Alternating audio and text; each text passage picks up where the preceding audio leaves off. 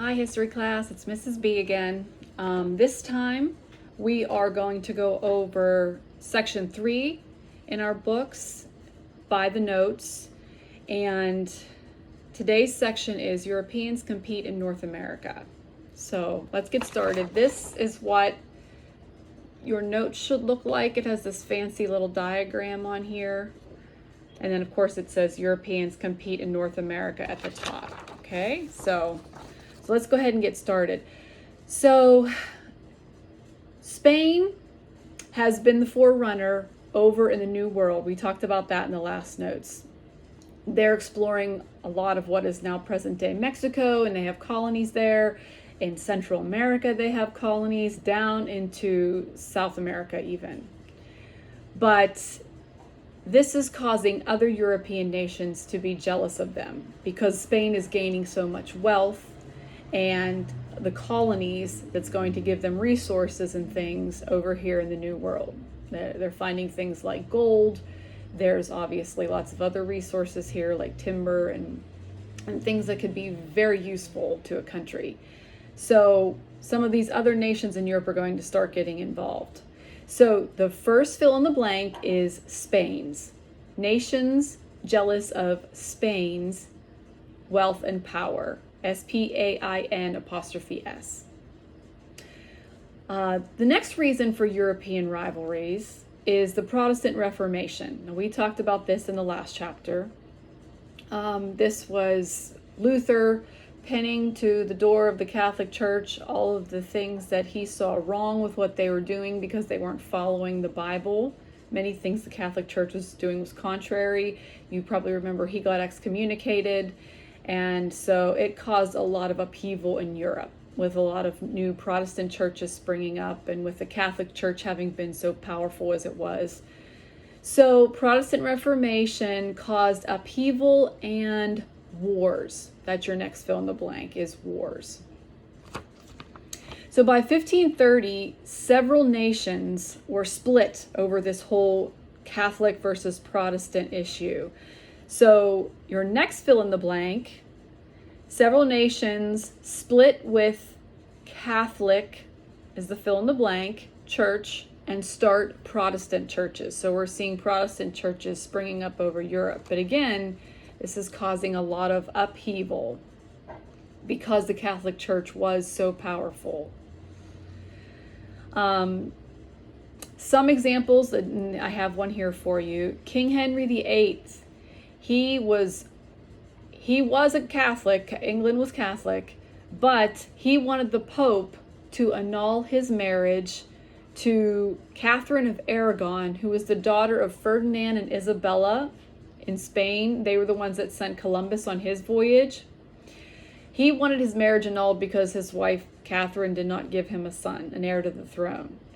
So he ended up asking the Pope to annul the marriage. As I said, the Pope would not do this, even though the Pope had done it in the past. So King Henry VIII decides to start the Church of England. That's your next fill in the blank. King Henry VIII starts the Church of England.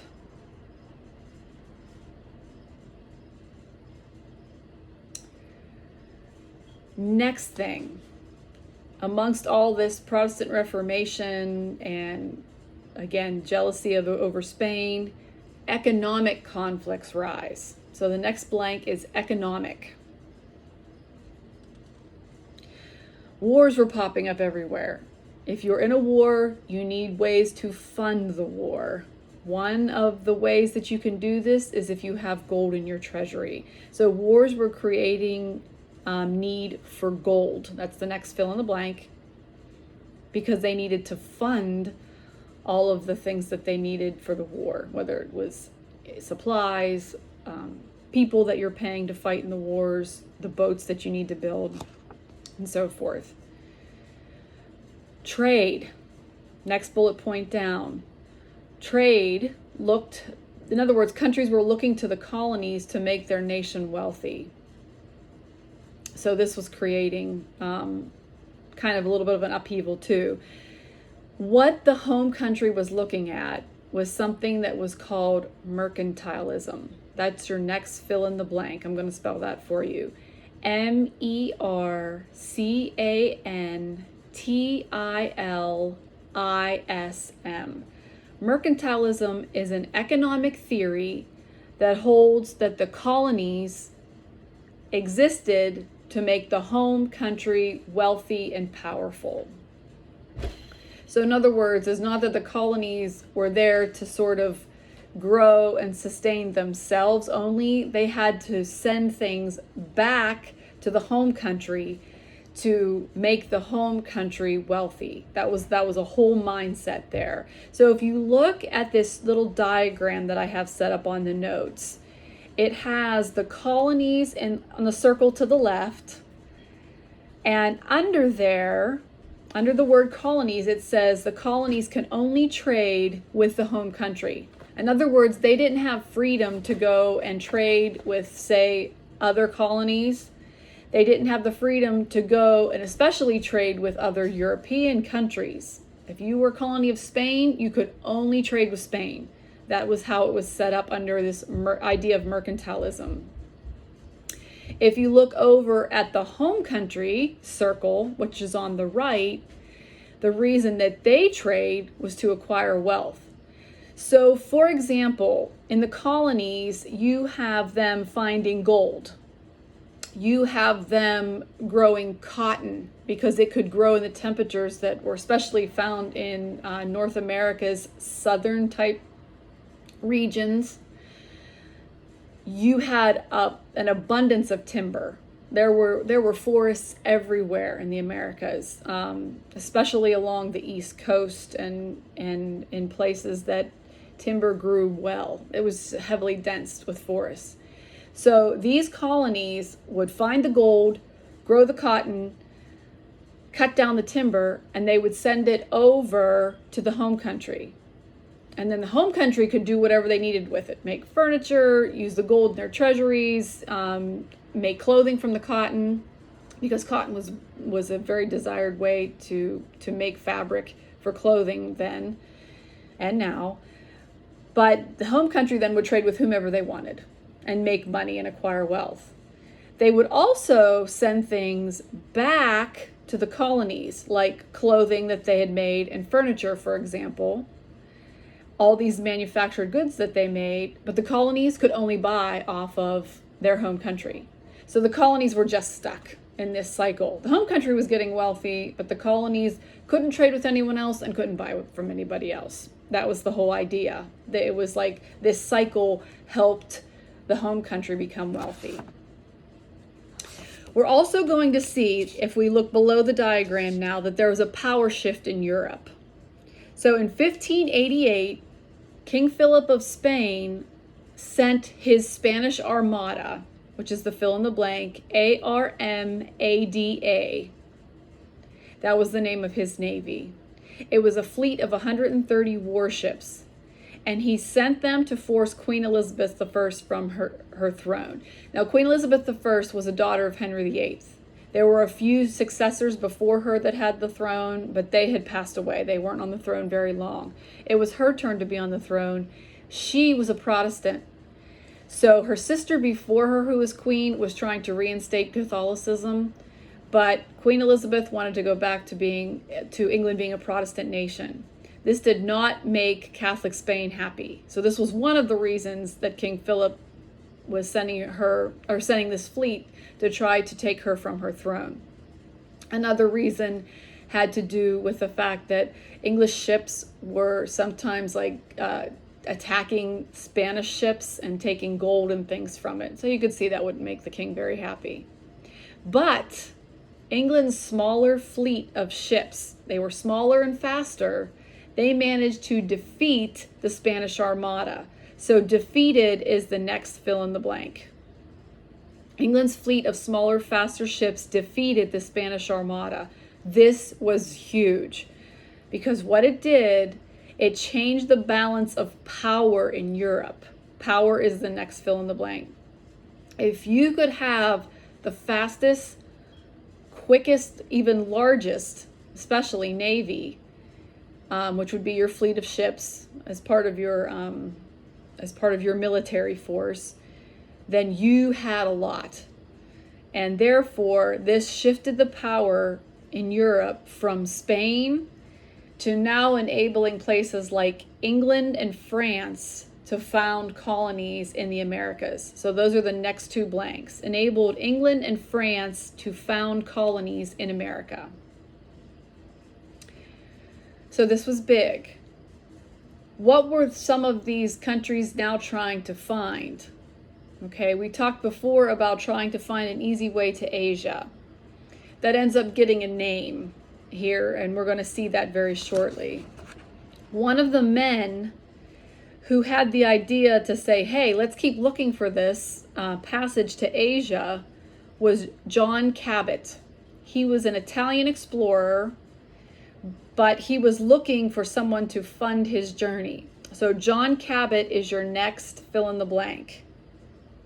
He decides a northern route to Asia would be shorter and easier because people were still trying to get to Asia for all their goods. England said that they would finance his voyage, so he found somebody to finance his voyage.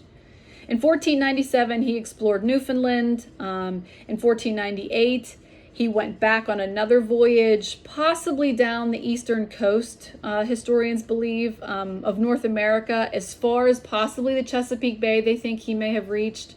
But nobody's 100% sure because his ships disappeared and nobody ever heard from them.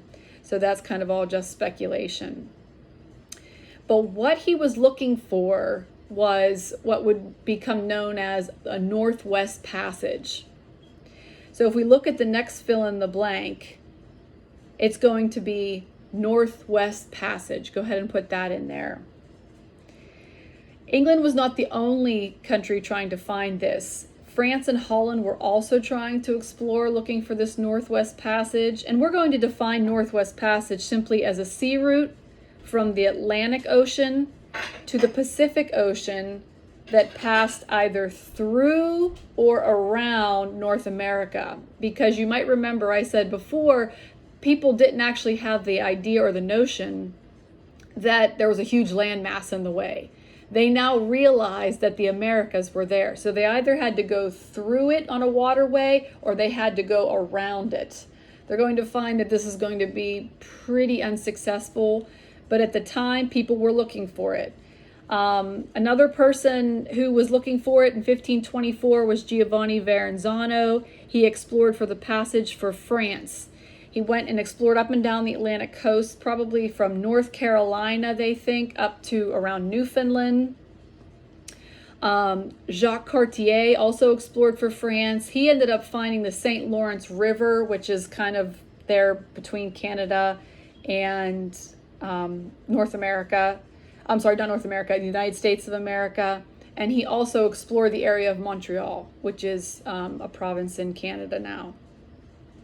Henry Hudson, that's your next fill in the blank. Henry Hudson was also somebody who explored. The Dutch sent him.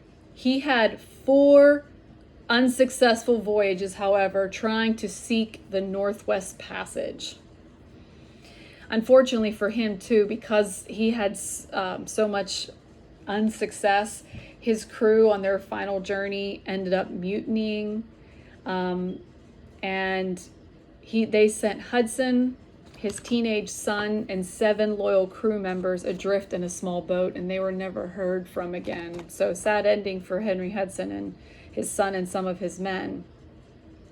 But he did try to find it, and he couldn't find one. They're going to find there really wasn't an easy way to get across this huge landmass. So the significance of Hudson's voyage, though, his last voyage end serious efforts to find a Northwest Passage. They realized this isn't a very successful venture. So instead, Europe is going to shift their concentration on explored lands in the New World, looking for resources. That's your last fill in the blank. They realize there is an abundance of raw materials over here, whether it be precious metals like gold or silver, or like I had mentioned before, cotton for clothing, timber. There are just an immense amount of resources, so they're going to shift to trying to look for those and make use of those and sending those back to the home country and exploring new areas of the Americas rather than just keep trying to find this Northwest Passage, which proved to not be very fruitful. So that's our notes for today. Thanks for listening. Again, I'll give you some points for filling these in when I look at them when we return next Monday. So keep working hard and enjoy some of the extra free time that you get this week. All right, see you guys next week.